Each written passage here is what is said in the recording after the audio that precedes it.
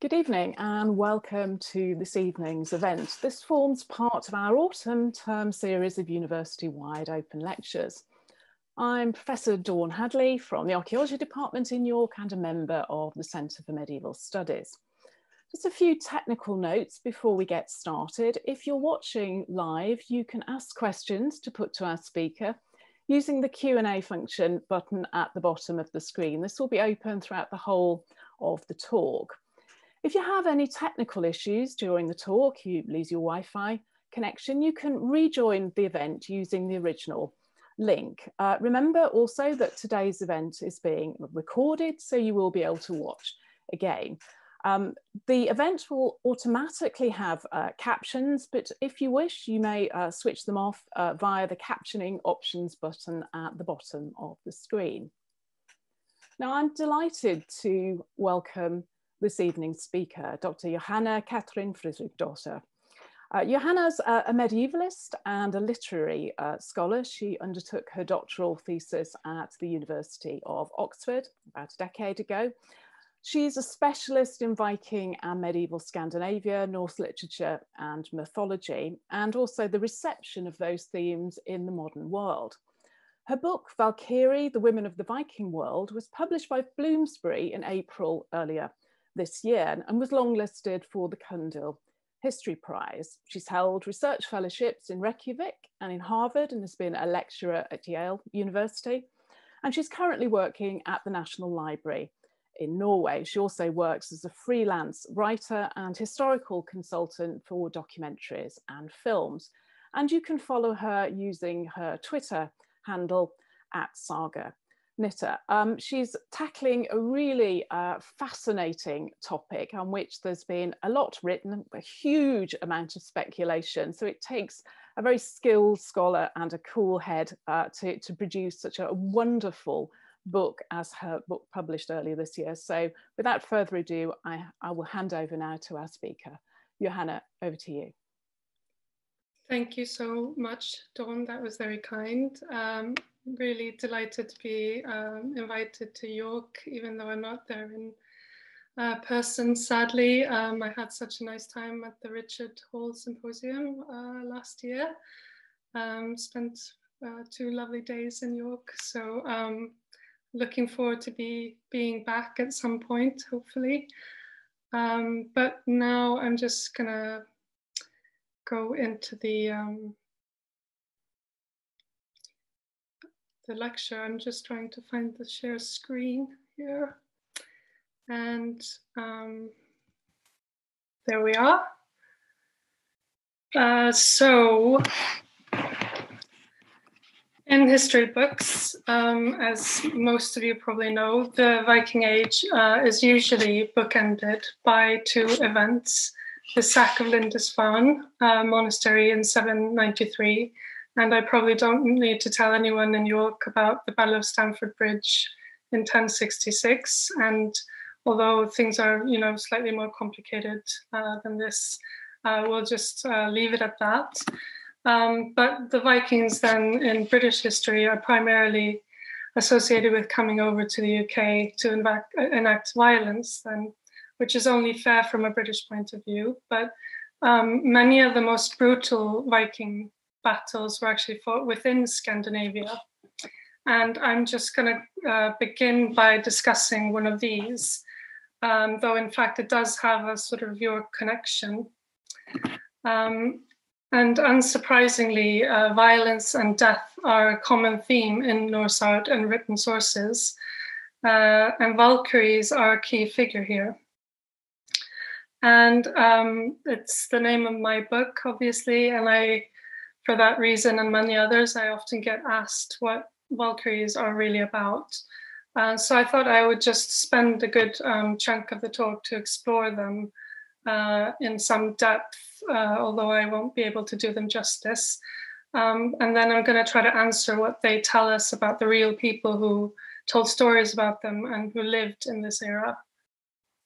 To that end, I'm just going to discuss a little bit as well what we generally know about women's lives in the Viking era and touch on a few named women that we know from historical sources.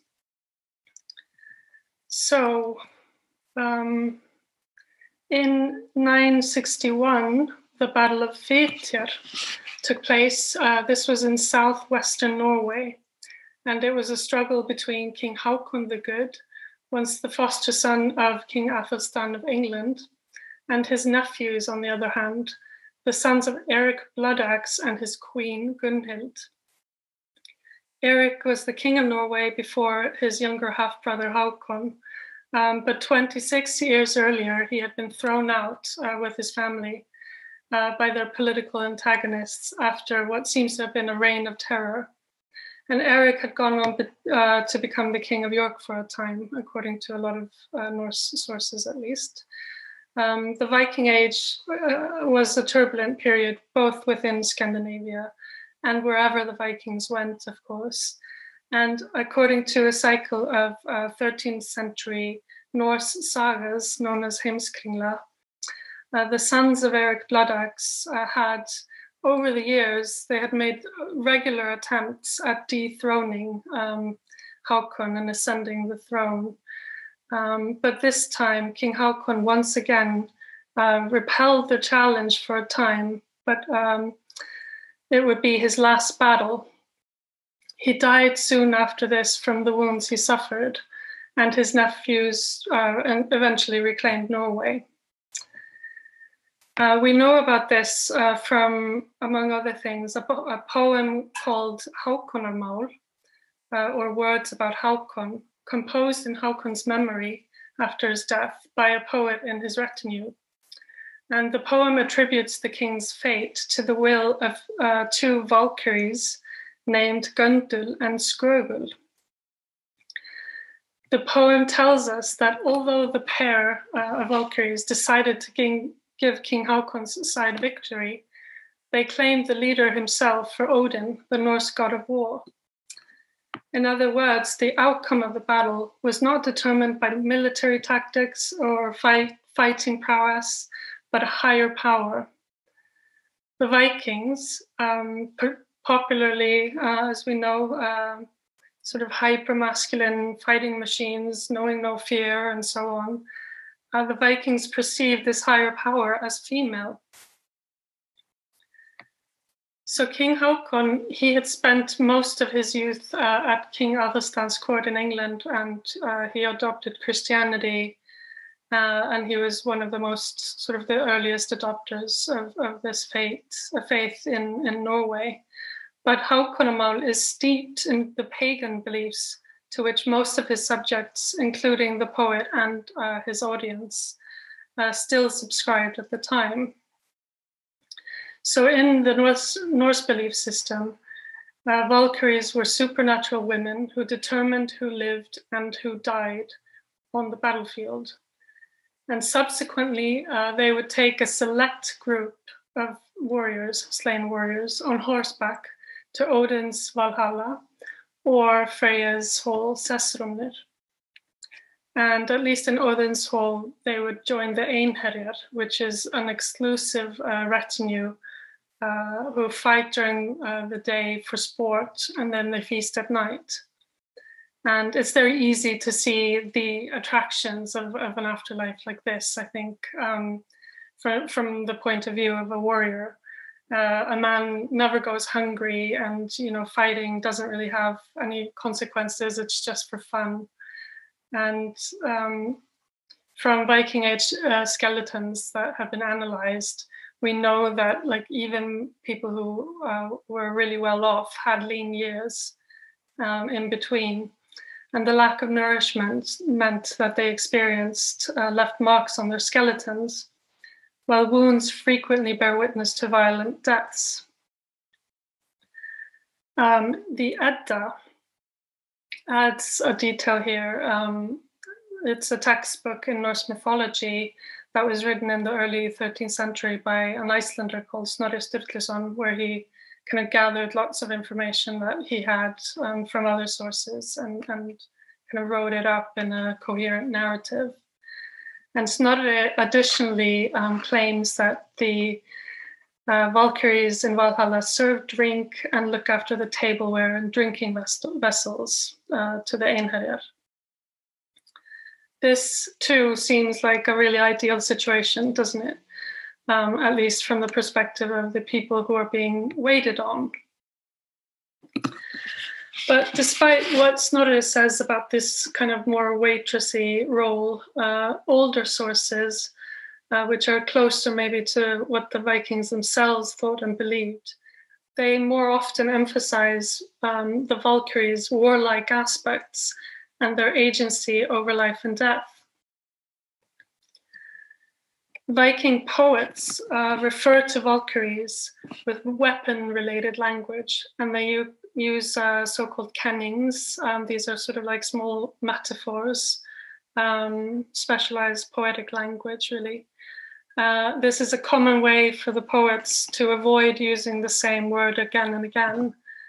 And they call Valkyries things like Odin's girls, victory maidens, sword girls or spear maidens, goddess of the spear. So the kind of emphasis is very much on weaponry and kind of, associations with battle and with Odin, and maiden of the battle slain. Raun of the excessive drying of veins is one of my favorite. There was really no limit except the poet's creativity in what they could call them. And then they also call things related to battle after Valkyries. So shirt or cape of the Valkyrie would be armor, the fire of Sturluson would be sword, and so on.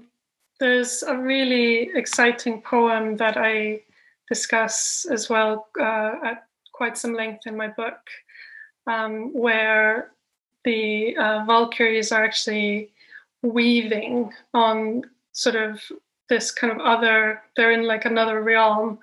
And when they weave, the battle is kind of taking place in the human realm. And from this poem, we can see as well that they're using the warrior's guts to make their fabric, and they use the skulls to keep the fabric taut and so on. So it's really quite gruesome, this poem, and the Valkyries are not at all nice or sort of subservient here. And in this poem, there's a refrain that I think is really interesting as well. They keep saying, we wind and we wind, and Valkyries decide who lives or dies. So there's this kind of repetition of them deciding and then them doing sort of the battle is them winding the web of spears.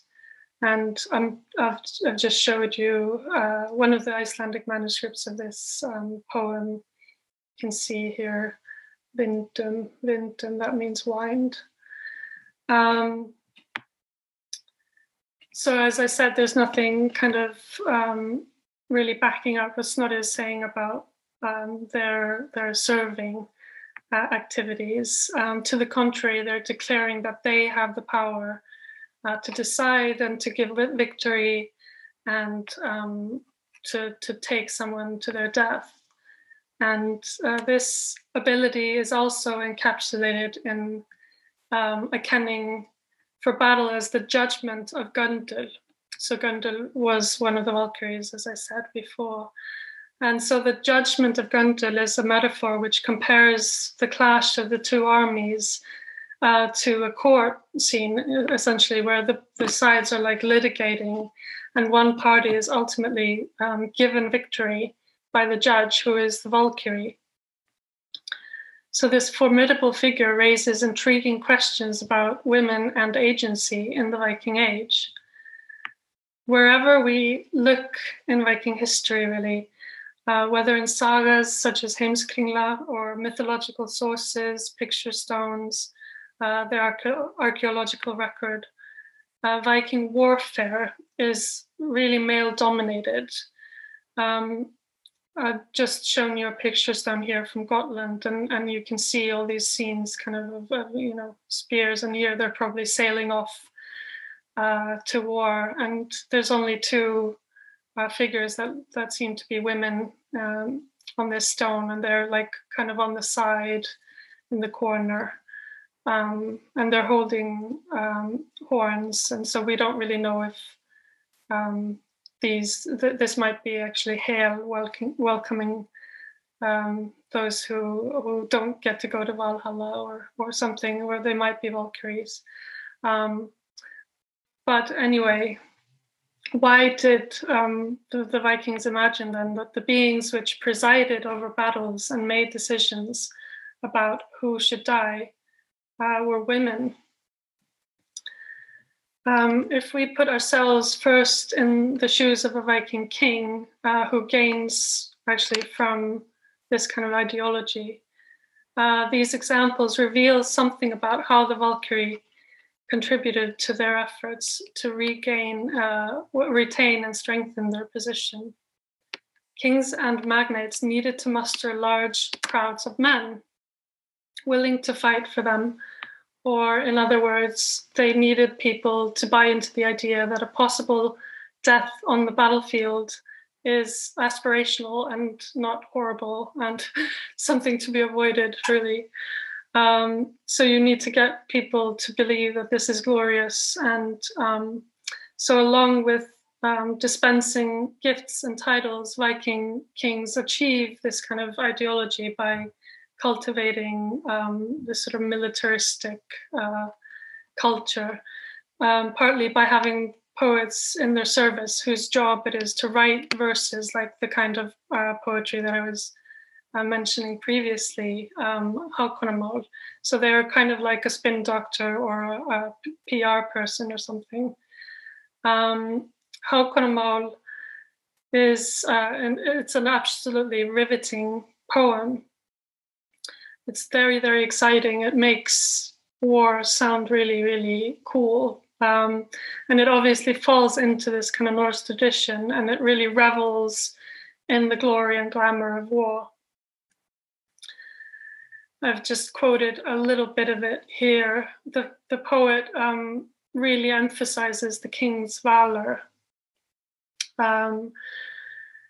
And, you know, sort of says how skillful the king was at fighting. And his descriptions of the fray are really, really vivid. And, you know, even this, though this is composed over 1,000 years ago, you just really feel like you can hear the shields clashing and swords clanging and so on. And this is all going on for a bit. And then suddenly the Valkyrie's decision about who wins is carried out.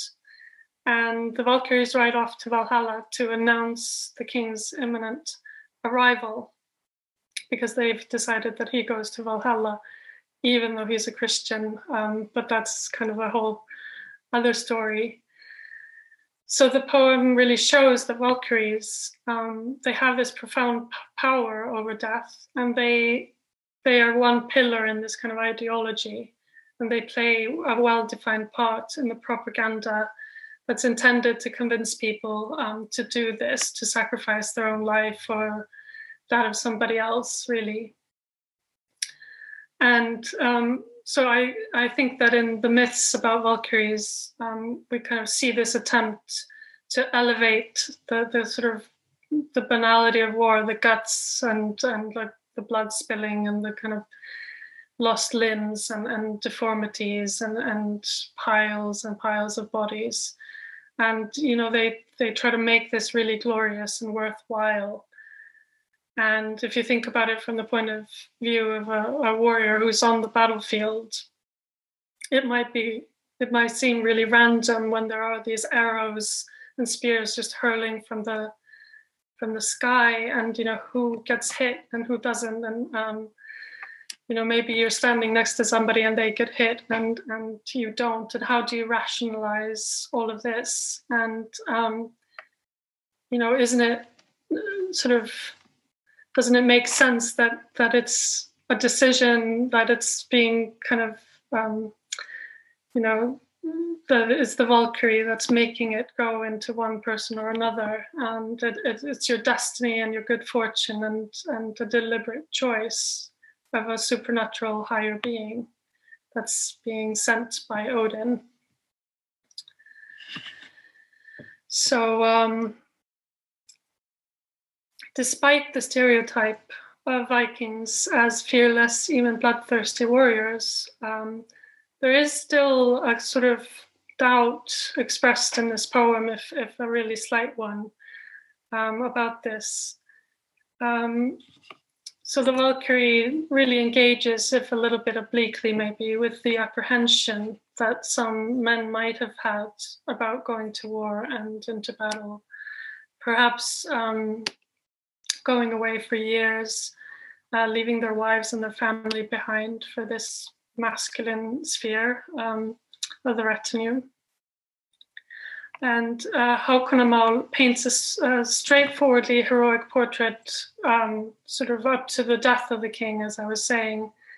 And there's this wonderful scene in the poem, which is almost cinematic, where the poet is sort of surveying the fields, and you can see all the banners flying, and the spears are, brandished, and it's really, really wonderful and vivid. But after the battle, the mortally wounded king he's kind of bleeding out, and he has a conversation with Sturluson, one of the Valkyries, and asking her why things went the way they did. The Valkyrie is really matter of fact and remorseless. And she says, "We brought it about that you held the field and your enemies fled." And she takes credit for the battle ending in victory for Hákon's side. But as to his feelings, it's hard to tell whether the poet maybe intends Hákon's words to express disbelief, anger, or disappointment. But his questions of why suggest that the king felt in some way hard done by these Valkyries. This ambivalence might also explain why poets sometimes take the Valkyrie in a sort of softer direction, representing her as graceful and attractive. And she's much sort of less severe in some of the poems than these ones. And for example, there's a poem called Hrafnsmál, or Words About the Raven, which relates another sort of battle, magnificent military success, as usual in these poems, by another Norwegian king. And it sort of sets up the story as a conversation between a raven and this Valkyrie, who's ethereally beautiful. She has white blonde hair and fair skin, and her ability to converse with the raven makes her really sort of otherworldly and interesting. The Kenning skull picker, though, as you can see in the penultimate line there, the skull picker for the raven. I don't really need to explain that. I hope most people have probably heard of the beasts of battle that come to the battlefield after the fray is over and start picking at things. And this reminds us that battles and their aftermath are a gory business, indeed, like the poem I mentioned before with all the guts. So the Valkyrie's elegance perhaps compensates for her more gruesome role to choose from among the corpses of the battlefield.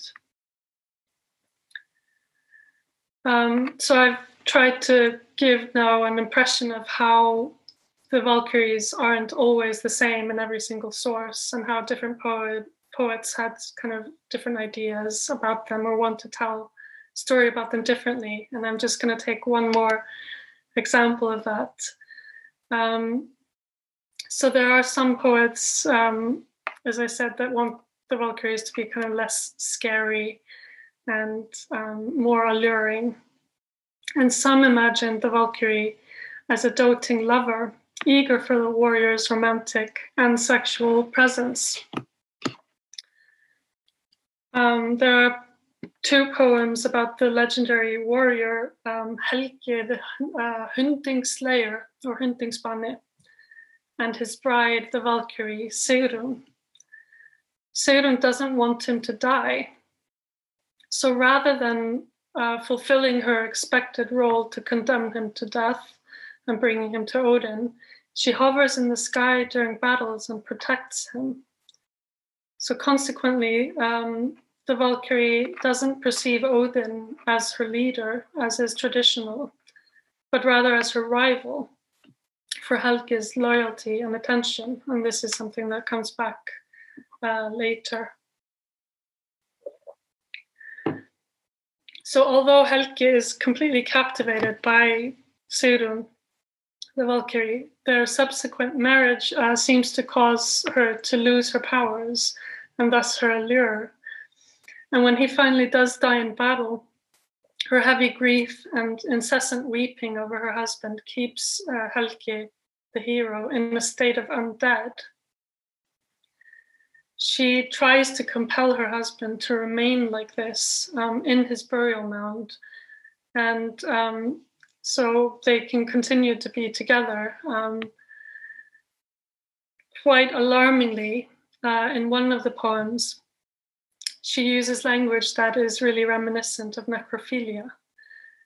And she's morbidly comparing the attraction she feels towards his blood-drenched body, basically, because he's been slayed in a battle, to the anticipation ravens experience when there is steaming flesh or corpses to be had. So she says, "Now I am so glad at our meeting, as are the greedy hawks of Odin, when they know of slaughter. Steaming flesh or dew gleaming, they see the dawn. First I want to kiss the lifeless king, before you throw off your bloody mailcoat. Your hair, Helgi, is thick with hoarfrost. The prince is all soaked in slaughter dew. Högni's son-in-law has clammy hands. How can I find a remedy for this?" So this shouldn't be taken too literally, of course, but it does remind us that never, it doesn't matter if you have this kind of romantic love story between a Valkyrie and the human hero. It doesn't work out in the end, and they are ultimately creatures of death. So Helgi and Sigrun's relationship hints at the tension inherent in the warrior life, with conflicting demands and loyalties to one's king and family. The mythical Valkyrie thus tells us something about Norse society beyond warfare, namely that although various types of evidence suggests that women were not equal to men on a structural level, they were important and they could have a lot of agency, for better or worse.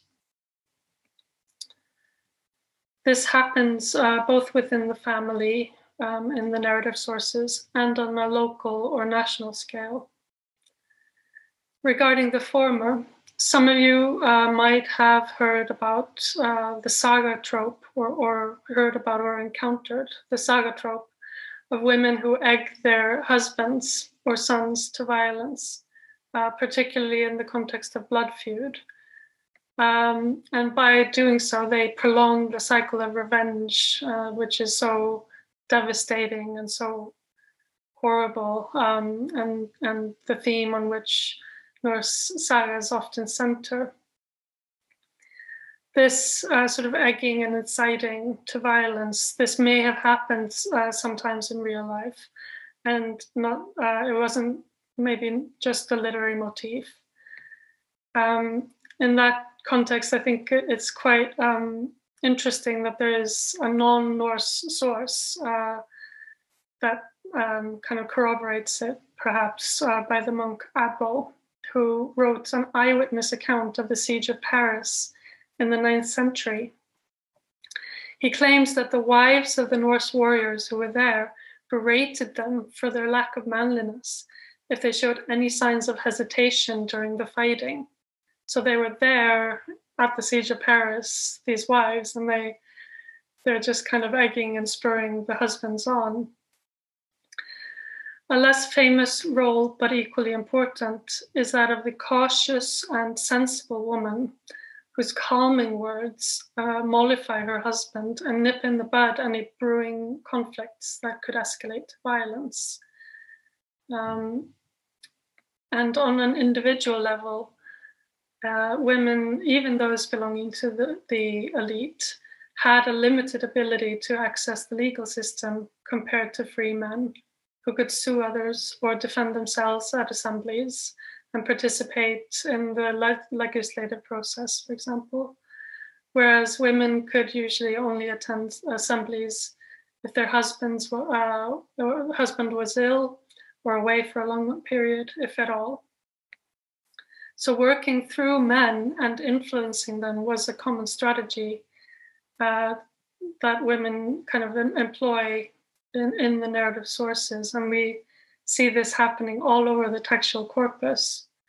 But it also works the other way, that sagas and poems often depict them as their husbands' trusted advisors, that their husbands actually seek out for advice. And they sometimes also act as their deputies.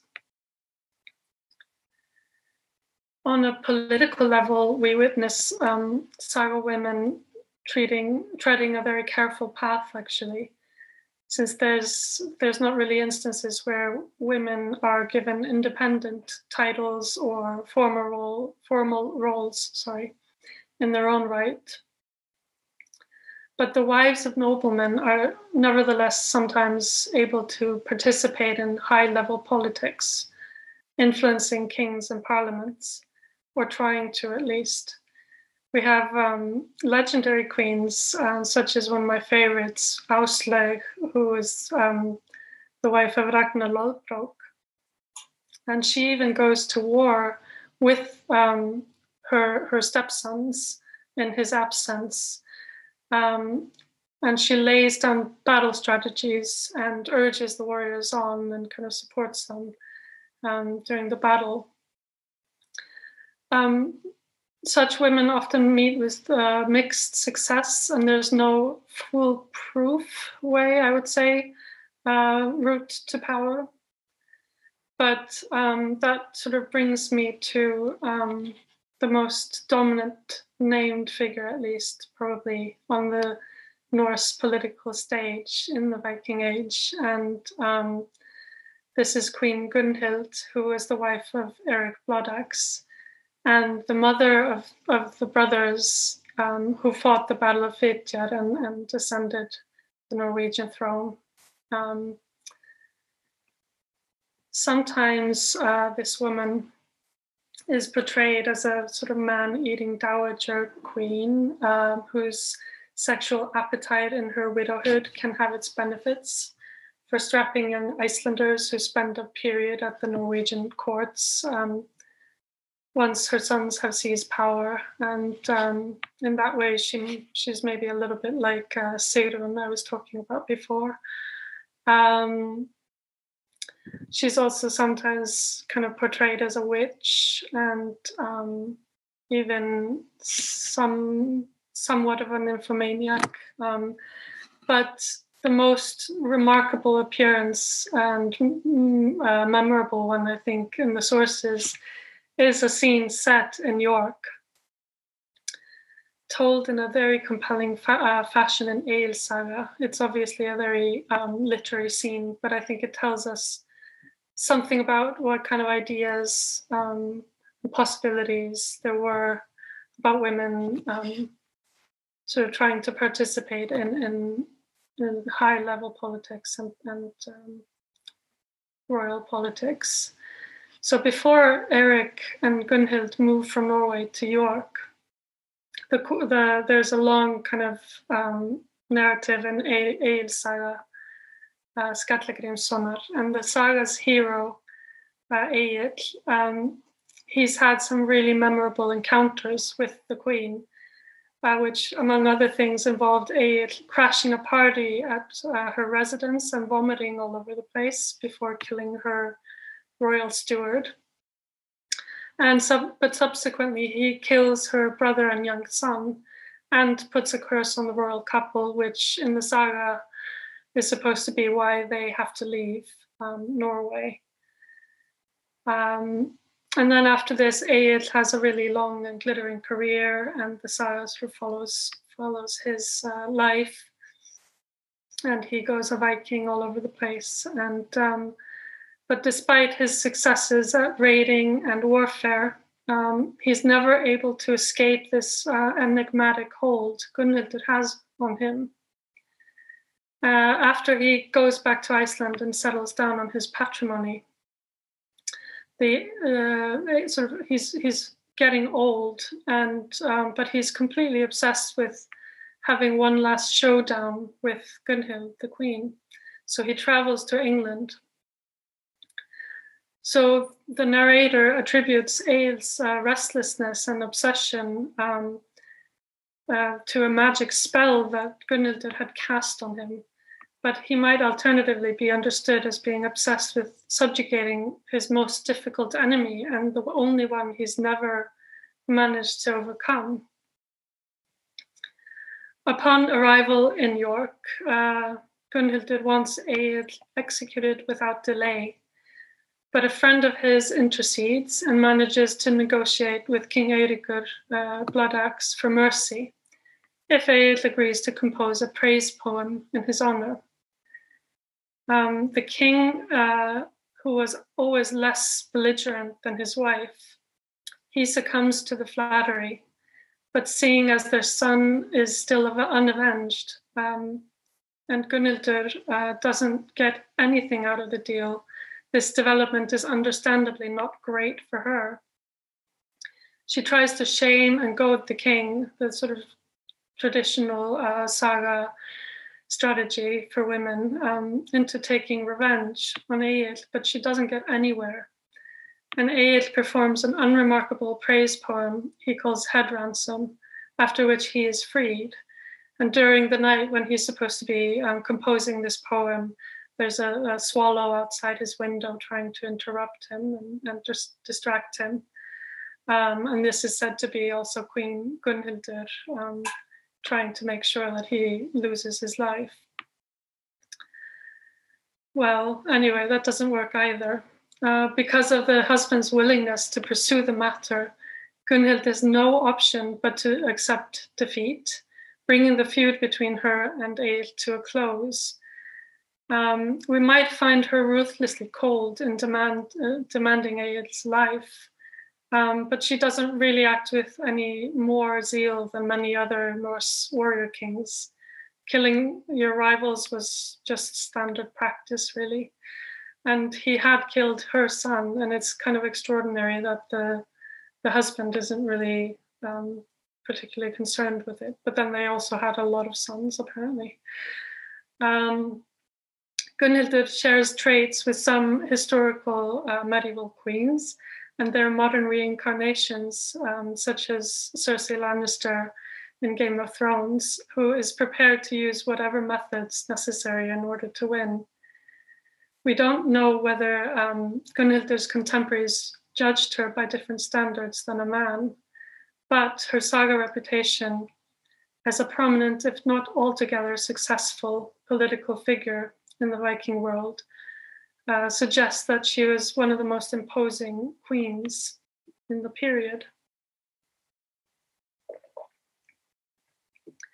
But there's another queen who's a lot more successful at getting what she wants. And I'm just going to tell you a story about her as well. Ástríður Ólafsdottir, who was the widow of the king Ólafur Haraldsson the Saint. She enjoys more success, as I said, in statecraft. There's this extraordinary scene that where she speaks at a parliament some time after the death of her husband in the Battle of Stiklestad in 1030. And I mean, there's almost no scene in any saga where a woman speaks at a parliament in this kind of way. And so after this battle where her husband, the king, dies, she goes back to her native land, which is Sweden. And there she helps to rally political support for the king's 10-year-old son, Magnus, who is son by a concubine. So she's over there in Sweden plotting with the Swedes to put this 10-year-old son on the throne. She and Olaf, they seem to have had a daughter, but the daughter was not eligible to inherit the throne. So even though Magnus, the son, is illegitimate and not Astrid's natural son, she still calls an assembly and gives this eloquent speech to the Swedish magnates, and the saga spends quite a lot of time kind of retelling this event. The queen promises Magnus and his faction all the troops and wealth she has at her disposal in his bid to regain power in Norway, and promises her countrymen friendship and support if they do the same. And thanks to her, the Swedes are persuaded to join Magnus's cause, and soon after, the prince ascends the Norwegian throne. So she's extremely good at politics, basically. It's uncertain how far we should trust a saga written about 200 years after the event it purports to describe, but the account is supported by several verses in Astrid's praise, which are embedded in the prose. The verses are widely regarded as genuinely dating back to the Viking Age, and therefore they're considered fairly trustworthy evidence for the saga's version of Magnus's ascendancy to the Norwegian throne and Astrid's sort of machinations behind that. But what's also really interesting is that she's not stigmatized at all for this. On the contrary, she gets probably the most extensive and highest praise showered on any woman in Heimskringland, probably wider. And the poet describes Astrid's impressive rhetorical skill, political competence, and godliness. There's no comments on her beauty, I would like to note. So as I say, it's safe to say that there's no other woman politician who is lavished with as much praise as Astrid. And as the example Gunhild showed, saga authors are much more ambivalent towards sort of women politicians generally. But the increased scholarly attention towards this kind of women's political activity in the written sources is also being reflected in ongoing reassessment of archaeological finds from the Viking Age. So if we go beyond the sagas to what archaeology can tell us about women and politics and kind of power,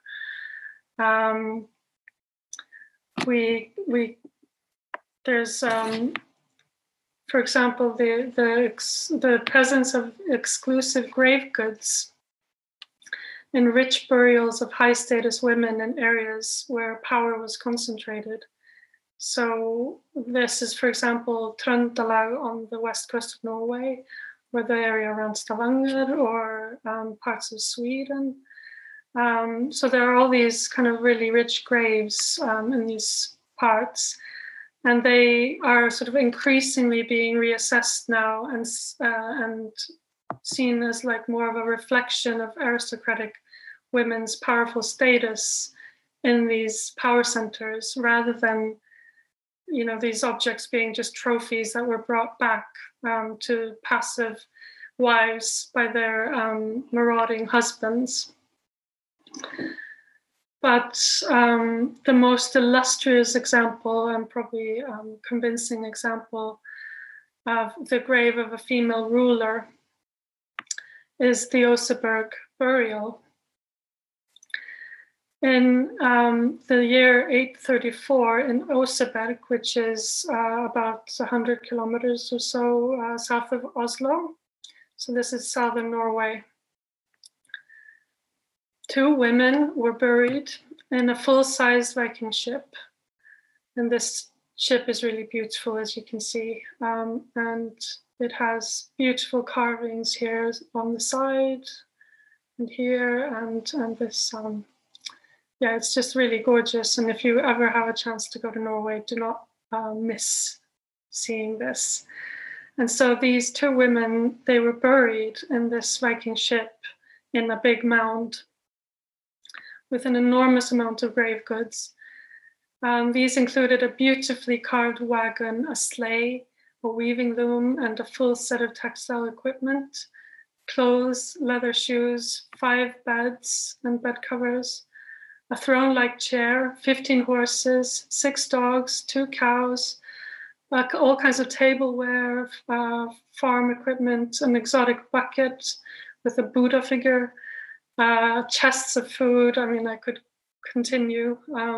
There was also a really interesting tapestry, finely woven, and it has really mysterious imagery that might depict Norse pagan rituals of some sort or pagan motifs, but I don't have time to go into it now. There are various theories about the identities of these women, one of whom was over 70 years old, which was ancient for the time, while the other one was in her 50s. Judging from the staggering cost of the burial and the prominence of the grave mound in the landscape, it was a flat area, so the grave mound would have been really prominent in the landscape. So we might interpret one or both of the women as exceedingly important and high profile, probably a ruler or both rulers, chieftain or monarch of some sort. We don't know what the title was necessarily. But this mound and this burial, you know, and stories about it. I mean, the entire community must have witnessed the funeral.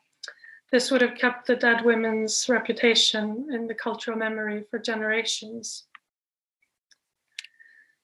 So I've focused a lot now on mythological and royal women, and these are really in the upper, the highest sort of strata of society. And I'm just going to say a little bit more about what we might think of as ordinary women or middle class or whatever you want to call it, like not aristocratic. It goes without saying that women had important responsibilities in the Viking Age. They were not passive, they were working hard all the time, and their contributions to the economy are undeniable.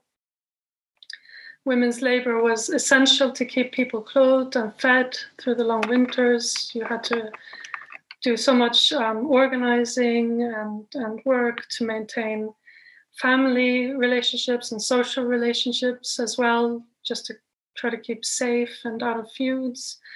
And they made all kinds of decisions with their husbands.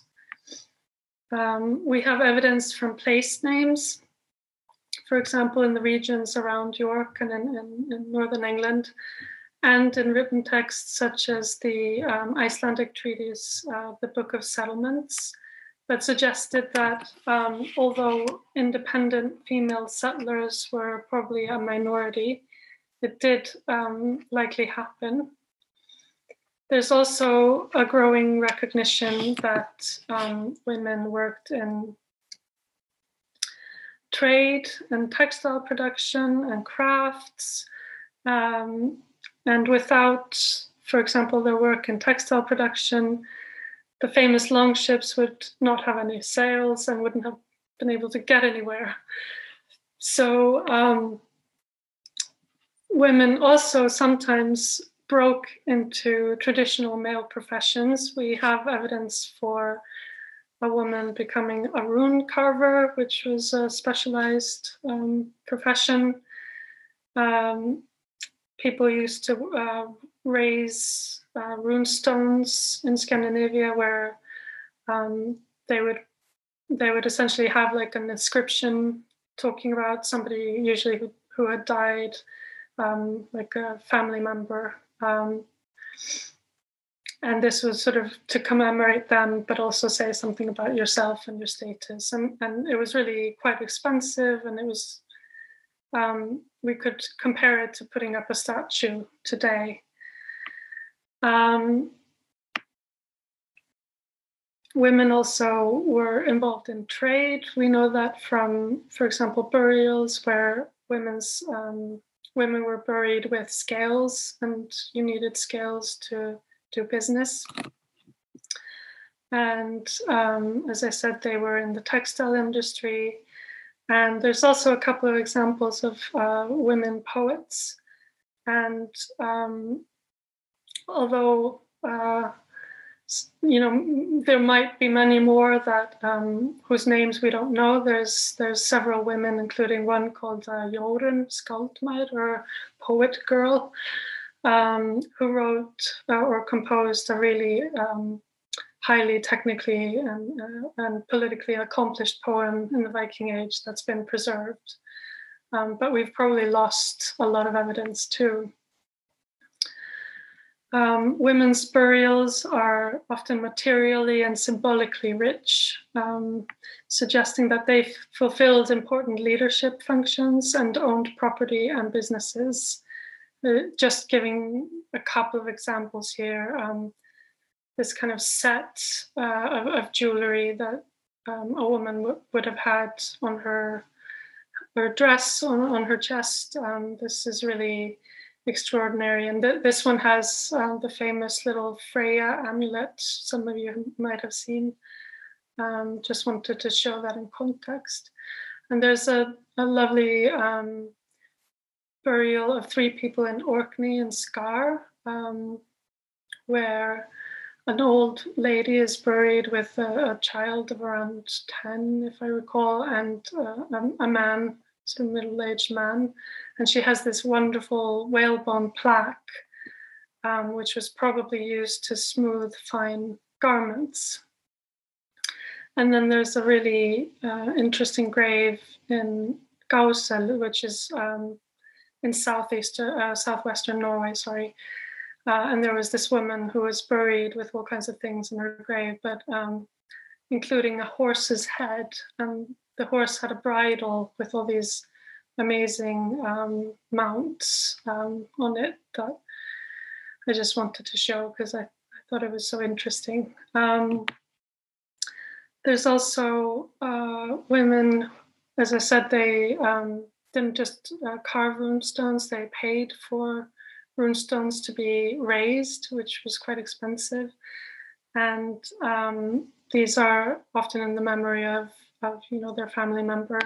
And so when the woman is kind of commissioning the inscription, she's often saying as well that she had a bridge built. And in a really marshy area, having a bridge built or over a river that was not easy to pass before, this is a really major thing to do and sort of important infrastructure work. So there's all kinds of evidence that if we put it all together, we can kind of construct a rich image of women having agency and having power in the Viking era. To circle back to the Valkyrie, she is an indisputably central cultural concept in the violent times of the Viking Age. But I think the Valkyrie wouldn't have existed or had such appeal if she hadn't had some kind of basis in the culture from which she emerged, a culture where people are actually used to women making decisions and taking space and having agency. And these fantastic, fascinating mythical creatures appear in a variety of manifestations in Norse texts.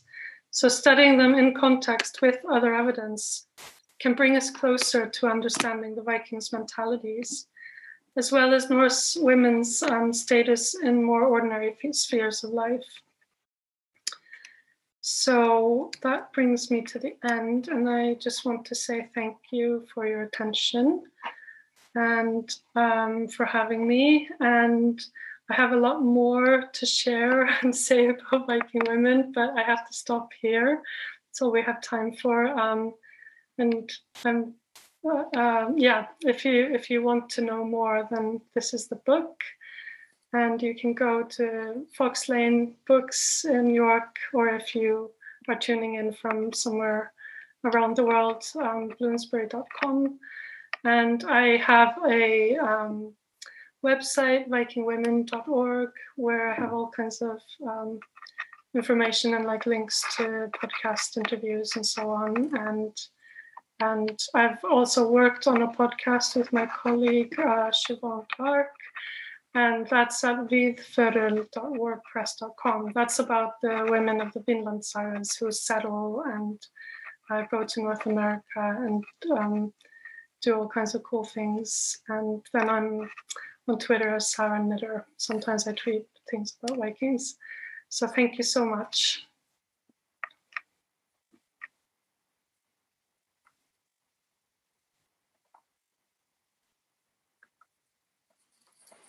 Thank you, Johanna. That was a wonderful talk and a wonderful piece of detective work in your research there. And we've got a number of questions for you. And I noticed a theme coming through in the questions, asking whether you could comment on the potential relationships between Valkyries and similar kinds of women in other cultures, of classical fates, the weird women of British folklore and so on. Do you have any thoughts about that?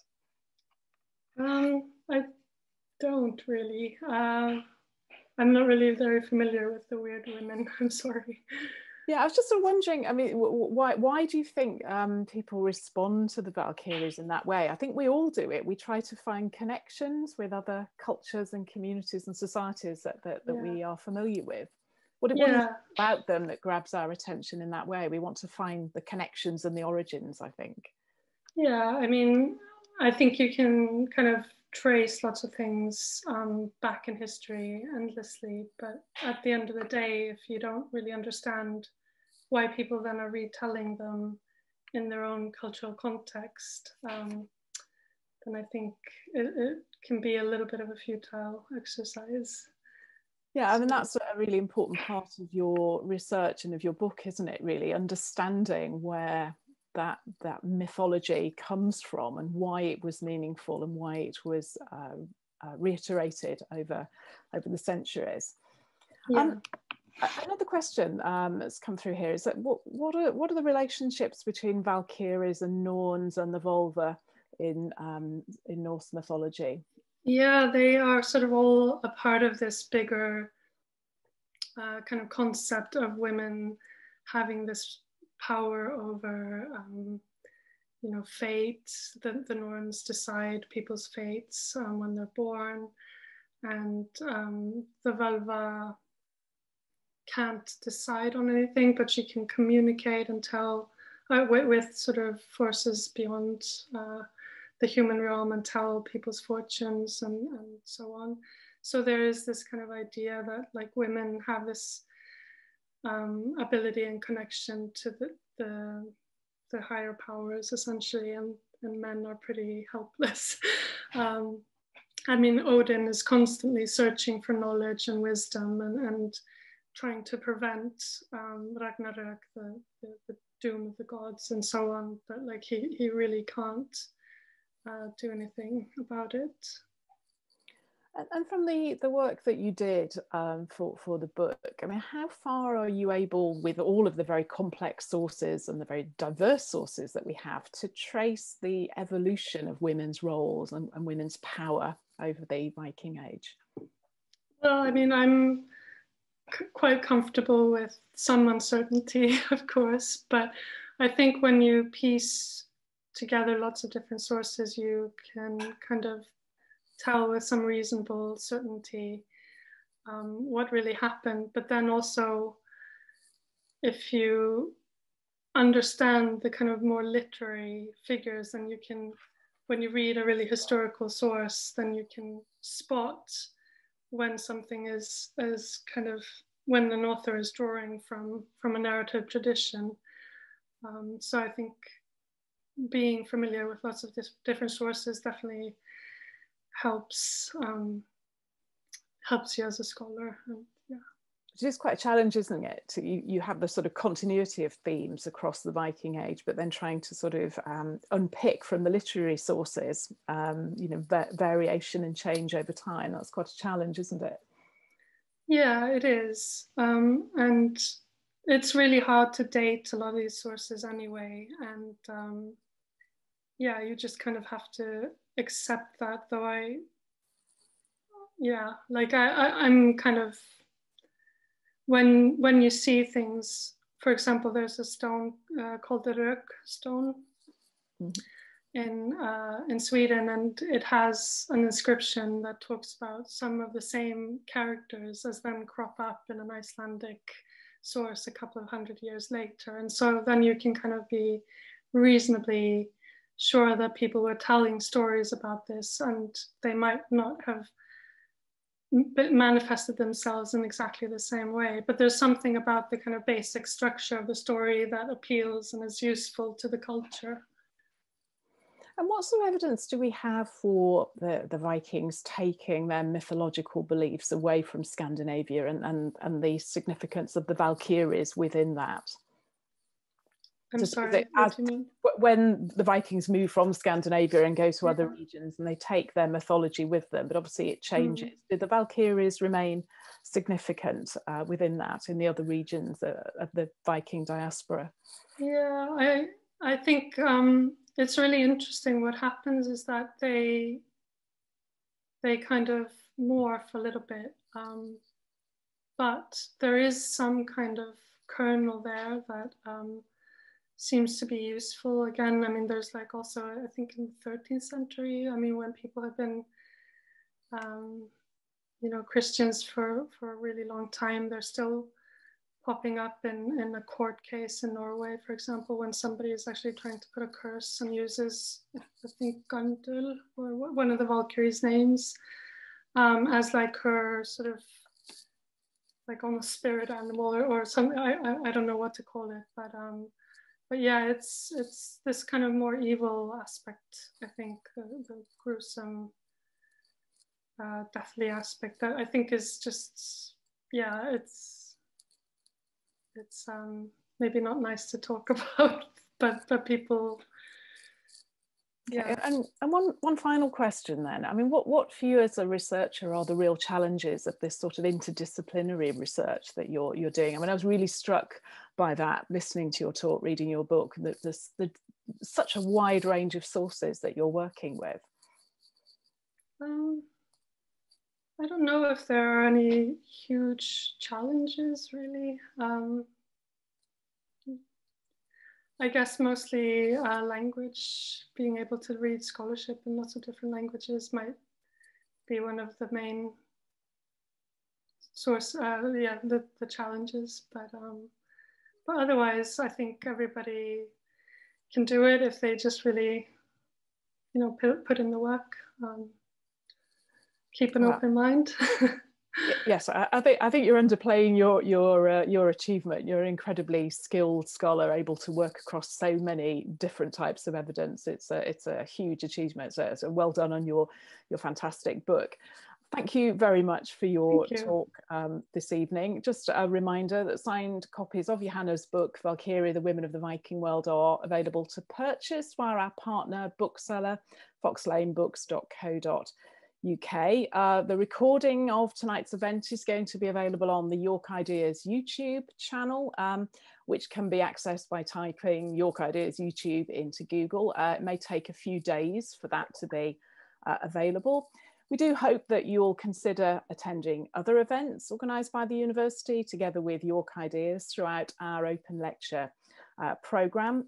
For more information on that, as well as full details of the events in the open lecture programmes, please see our website, york.ac.uk/events.